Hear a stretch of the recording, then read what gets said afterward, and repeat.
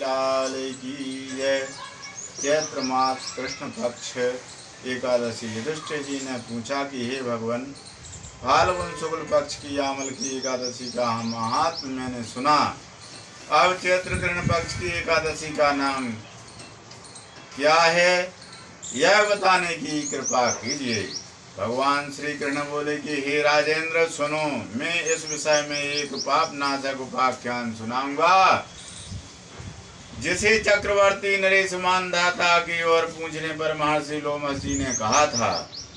मानदाता जी बोले कि हे भगवान, मैं लोगों के हित की और इच्छा से यह सुनना चाहता हूँ कि चैत्र मास के कृष्ण पक्ष में किस नाम की एकादशी होती है, उसकी क्या विधि है तथा उससे किस फल की प्राप्ति होती है। कृपया करके सब बातें मुझे बतलाइएगा। लोमस जी ने कहा कि नृपश्रेष्ठ, पूर्व काल की बात है कि अप्सराओं से सेवित चैत्ररथ नामक वन में और जहाँ गंधर्वों की कन्याएं अपने किन्नरों के साथ और बाजे बजाती और विहार करती हैं, मंजू घोषा नामक अप्सरा मुनिवर मेधावी को मोहित करने के लिए गई और वे महर्षि उसी वन में रह करके और ब्रह्मचर्य का पालन करते थे। मंजू घोषा मुनि के भय से और आश्रम से एक कोस दूर ठहर गई और सुंदर ढंग से वीणा बजाती हुई और मधुर गीत गाने लगे। मुनिश्रेष्ठ मेधावी घूमते हुए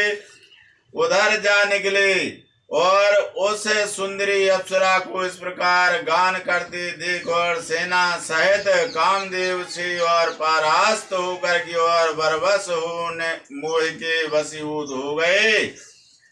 मुनि की ऐसी अवस्था देख मंजू घोषा उनके समीप आई और वीणा नीचे रख करके और उनका आलिंगन करने लगी।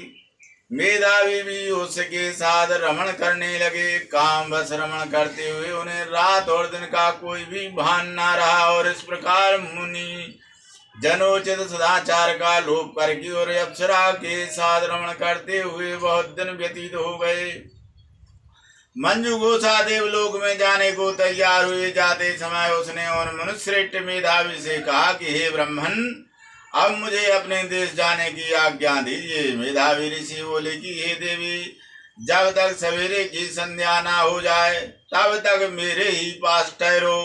अप्सरा ने कहा कि विप्रवर, अब तक ना जाने कितनी संध्या चली गई, मुझ पर कृपा करके और बीते हुए समय का विचार तो कीजिए। लोमस जी कहते हैं कि हे राजन, अप्सरा की बात सुनकर के और मेधावी के नेत्र आश्चर्य से चकित हो उठे।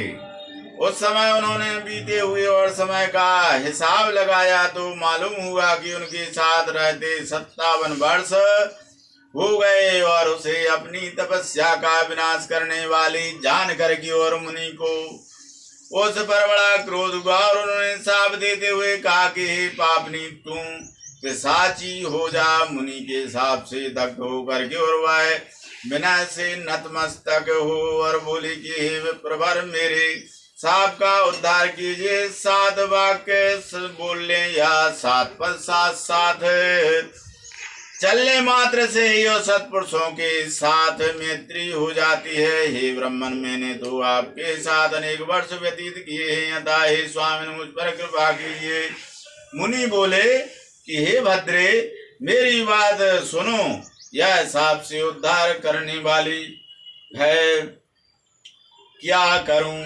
तुमने मेरी बहुत बड़ी तपस्या नष्ट कर डाली है। चैत्र कृष्ण पक्ष में जो शुभ एकादशी होती है उसका नाम है पाप मोचनी। वह सब पापों को का क्षय करने वाली है। हे सुंदरी, उसी का व्रत करने पर और तुम्हारी पिशाचता दूर होगी। और ऐसा कह करके और मेधावी अपने पिता मुनिवर च्यवन के आश्रम पर गए और उन्हें यहाँ आया देख और च्यवन ने पूछा कि हे बेटा, यह क्या किया तुमने? तो अपने पुण्य का नाश कर डाला। मेधावी बोले कि पिताजी, मैंने अप्सरा के साथ रमण करने का पातक किया है, कोई ऐसा प्रायश्चित बतलाइए और जिससे पाप का नाश हो जाए। च्यवन ने कहा कि हे बेटा, चैत्र कृष्ण पक्ष में जो पाप मोचनी एकादशी होती है उसका व्रत करने पर पाप राशि का विनाश हो जाएगा। पिता का यह कथन सुनकर के वो मेधावी ने उस व्रत का अनुष्ठान किया, इससे उनका पाप नष्ट हो गया और वे पुनः तपस्या से पूर्ण हो गए। और इसी प्रकार मंजू घोषा ने भी इस उत्तम व्रत का पालन किया और पाप मोचनी का व्रत करने के कारण वह पिशाच योनि से मुक्त हुई और दिव्य रूप धारण श्रेष्ठ अप्सरा होकर के वह स्वर्ग लोक में चली गई। इस प्रकार से हे राजन, जो श्रेष्ठ मनुष्य पाप मोचनी एकादशी का व्रत करते हैं उनका सारा पाप नष्ट हो जाता है और इसको पढ़ने और सुनने से शास्त्र गौदान का फल मिलता है। ब्रह्म हत्या, स्वर्ण चोरी और सुरापान और गुरुपत्नी गमन करने वाले महापात की भी इस व्रत के करने से और पाप मुक्त हो जाते हैं।